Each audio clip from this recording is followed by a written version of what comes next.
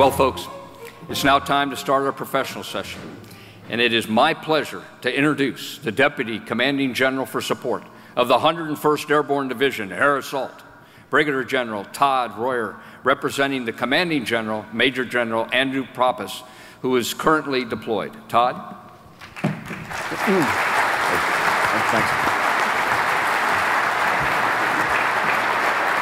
Well, good morning and welcome.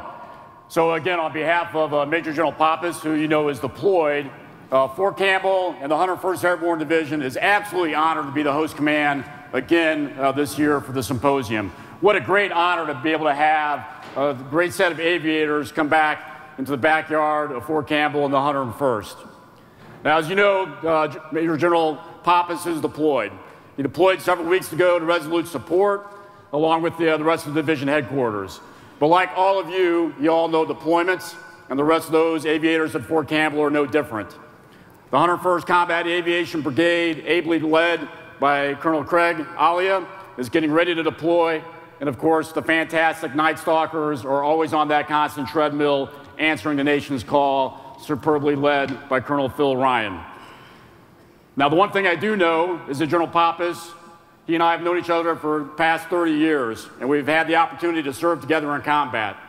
And he fully understands the importance of Army aviation and what Army aviation brings to the fight.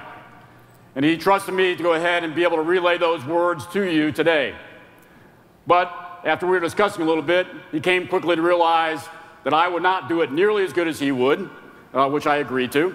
So he wanted to make sure that he said it itself. So if you would, we'll just roll a tape.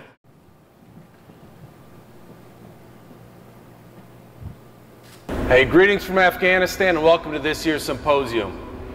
And for General Slosser, General McConville, who've commanded here before, I know that is a very familiar view for you both. And also understand that I have taken over your old sleeping quarters, but not the office.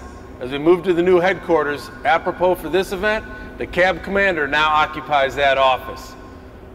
Well, Fort Campbell takes incredible pride in hosting this event, and I know that there's a great agenda in store over the next couple days. While I'd like to be speaking to you in person today, I know that you all understand that the 101st has always answered the nation's call, just as we are doing now. But, just like the 101st, Army Aviation has always answered the same call, and I'll contend that Army Aviation will be even more critical in our Army's ability to deploy, fight, and win tomorrow than it is today. Last year, I spoke of the need to buy back capability within our aviation formations. In order to maintain our maneuver dominance, we need our aviation capability to operate at altitude, in high temperatures, and with a full packs, cargo, or weapons load. This is why the capability of solutions like ITEP and the CH-47 Foxtrot Block 2 are so critical. In the terms of my good friend Bill Gaylor, they will give our aviation formations the lethality and reach needed for future fights. The capabilities that the future vertical lift will bring to the table are equally important as our adversaries also become more sophisticated. And even though I've only been in theater for just a few weeks this time, I've already reconfirmed my original assessment of needing those capabilities now.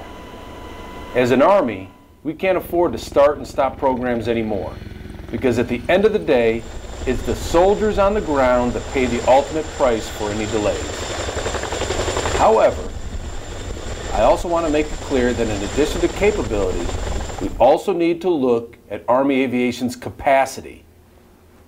Both are critical in our ability to decisively fight and win. Now, as a division, we recently came out of our warfighter exercise, and one of the things that enabled us to be successful was the ability to mass a brigade combat team during one period of darkness at a time and location of our choosing. By doing so, we were able to solve several wicked tactical problems. First, we were able to mitigate the effects of opposing terrain and limited ground lines of communication. Second, we were also able to force the OP-4 to come out of his prepared positions and fight in a direction to which he was unprepared, which then presented us with a very target-rich environment. And finally, the speed at which we were able to execute operations enabled us to retain the initiative.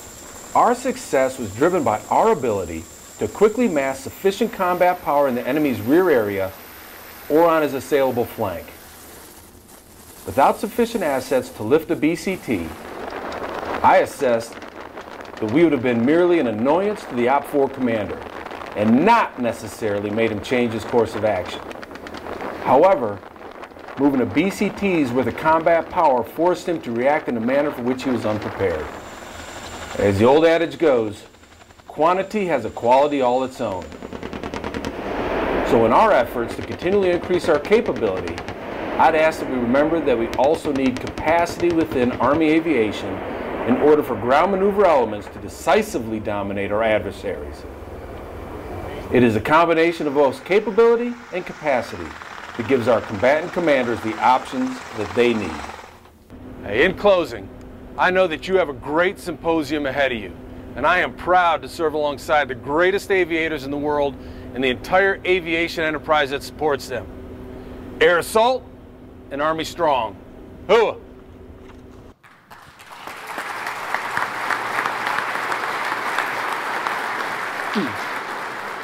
So as you can tell, General Pop has said it a whole lot better than I could have.